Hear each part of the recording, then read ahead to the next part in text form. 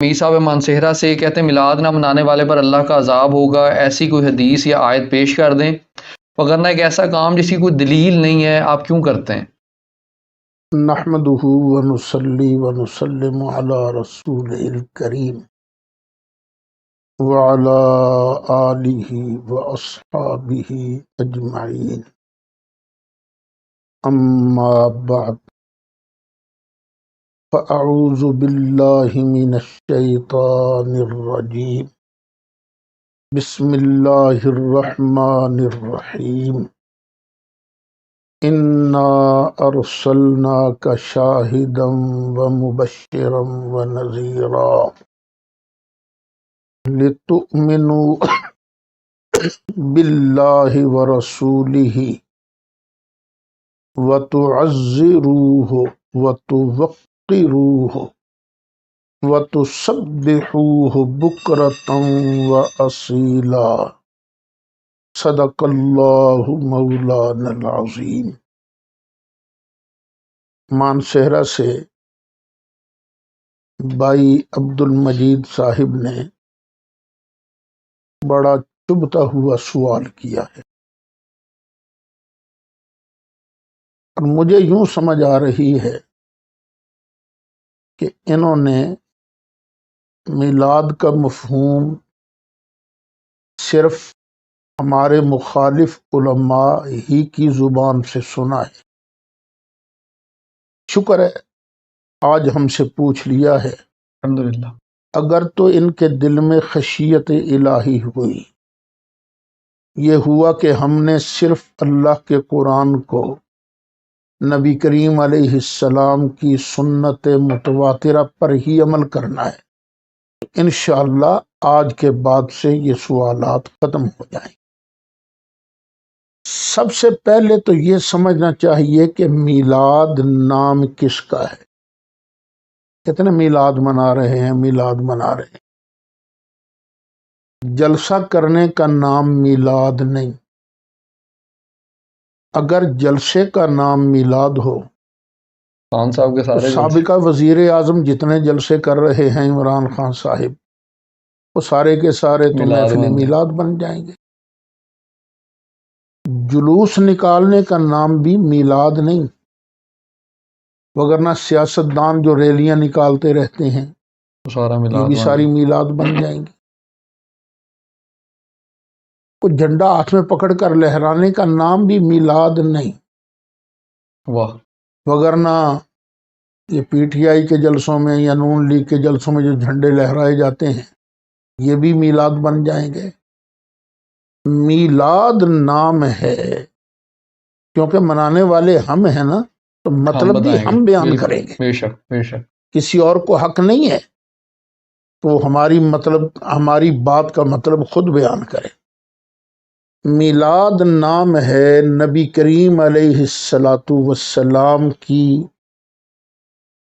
تعظیم کے اظہار کا، یا سبحان یوں کہہ اللہ، لیجئے سبحان اللہ۔ میلاد نام ہے نبی کریم علیہ السلام کی ولادت باسعادت پر خوشی کے اظہار کا۔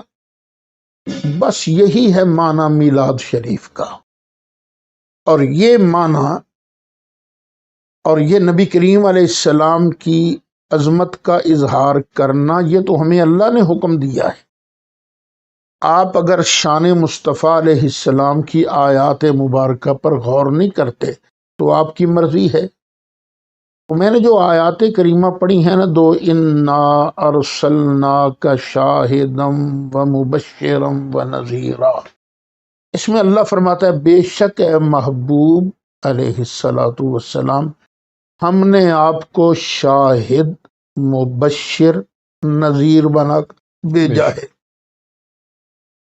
اب یوں کہہ لیجئے اللہ فرماتا ہے ہم نے آپ کو سونی سونی شانیں دے کر بھیجا ہے۔ واہ واہ واہ واہ۔ اب آگے ہے صنعت التفات۔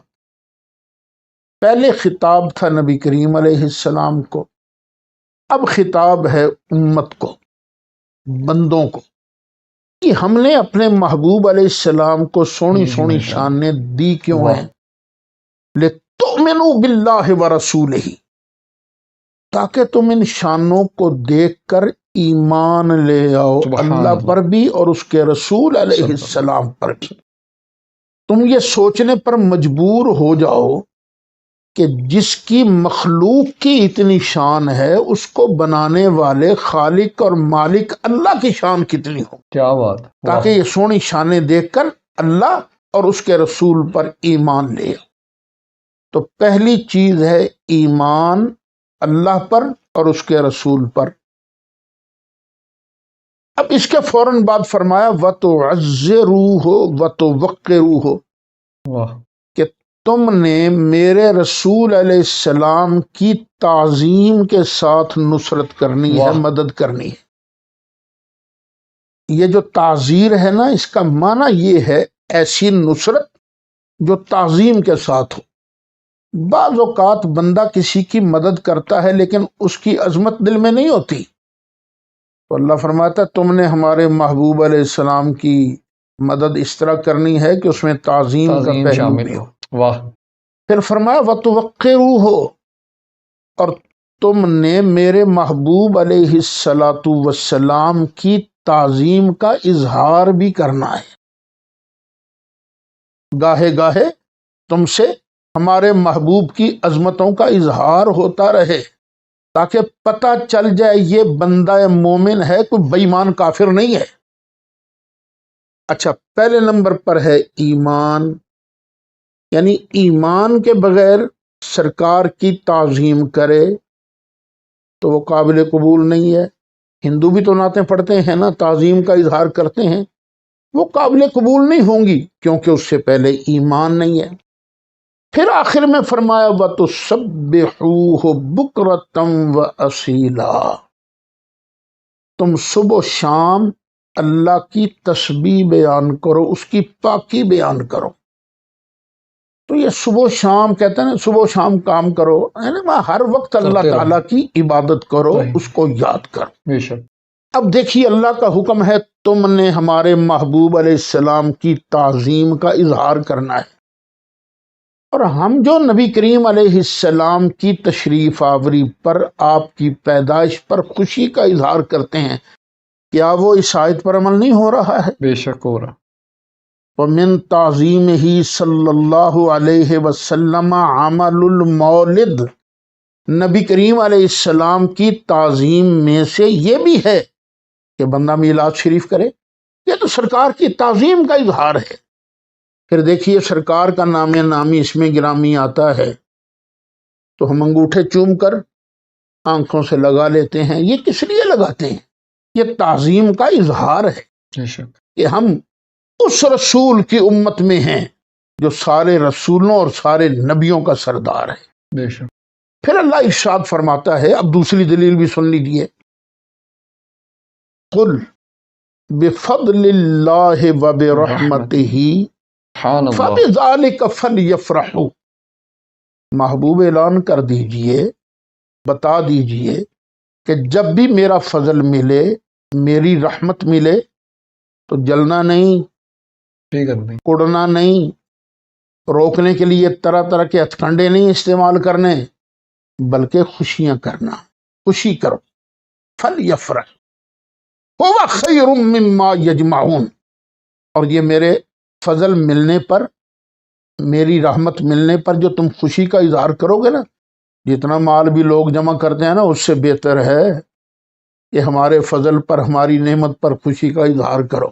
واہ، اللہ کے فضل تو بڑے ہیں، چھوٹا سا فضل ملے تو خوشی کا اظہار کرو، اور سب سے بڑا فضل کون سا ہے؟ رسول اللہ صلی اللہ علیہ ذات وسلم، مصطفیٰ علیہ الصلوۃ بے والسلام ہے۔ شک، بے یہ شک، میں نہیں کہتا، سورہ احزاب پڑھ لیجئے، یا ایھا النبی انا ارسلناک شاہدا ومبشرا ونذیرا وداعیا الی اللہ باذنہ وسراجا منیرا وبشر المؤمنین بان لهم من اللہ فضلا کبیرا، اور مومنوں کو مبارکباد دے دیجئے کہ محبوب آپ کی جلوہ گری جو ہے یہ اللہ کا بہت بڑا فضل ہے۔ بے شک، بے شک، چھوٹا سا فضل ملے تو خوشی مناؤ، تو جب اللہ کا سب سے بڑا فضل پیارا مصطفیٰ ملا تو کیا اس پر ہم روئیں، ہم منہ بسوریں، ہم فتوے لگائیں خوشی منانے والوں پر؟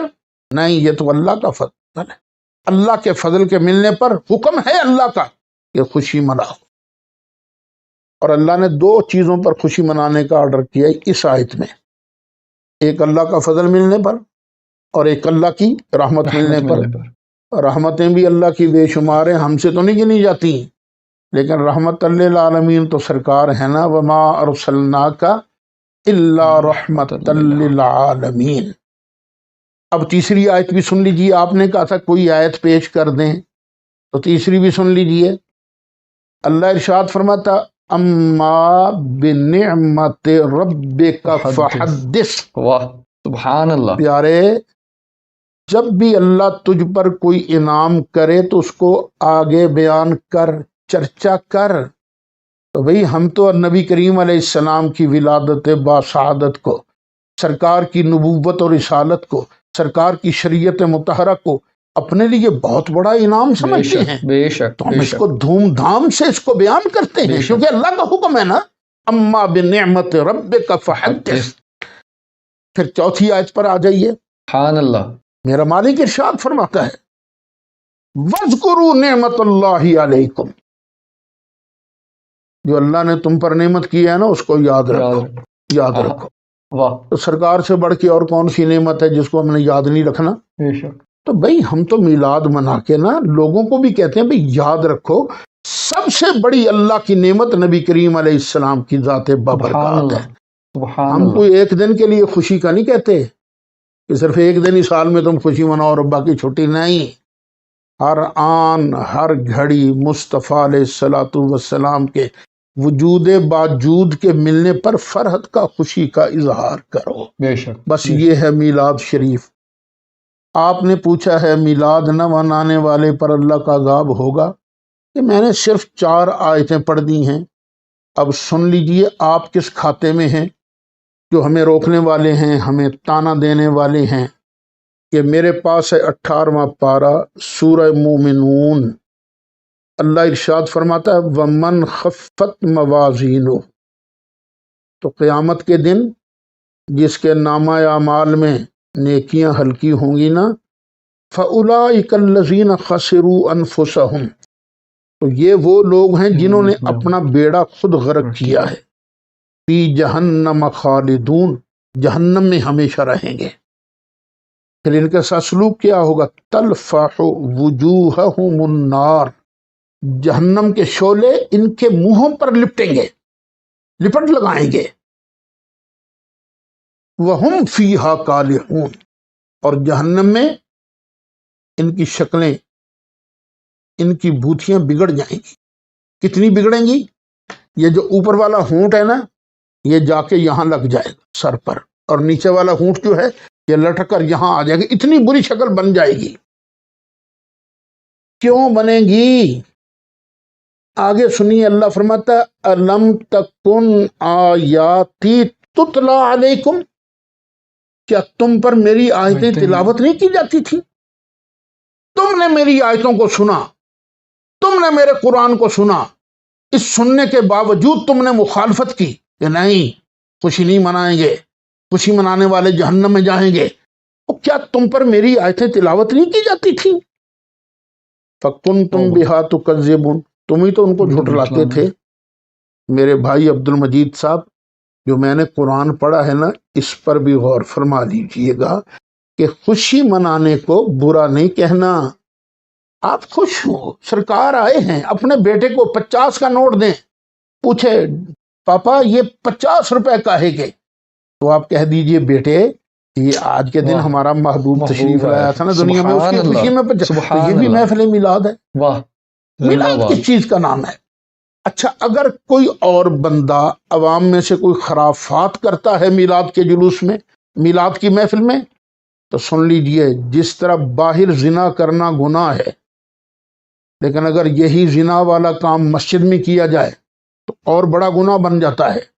اسی طرح وہ لوگ جو خرافات کرتے ہیں، یہ بھنگڑے وغیرہ ڈالتے ہیں، عوام کرتے ہیں نا، ہم علماء نہیں کرتے، عوام کرتے ہیں. ان کو یاد رکھنا چاہیے یہ کام تو بغیر محفل میلاد کے بھی، بغیر جلوس کے بھی ناجائز ہیں. اور اگر تم سرکار کی طرف منسوب، سرکار کی عظمت کے اظہار کے لیے جو جلوس ہے اس کے اندر یہ خرافات کرو گے تو تمہیں کتنا عذاب ہوگا۔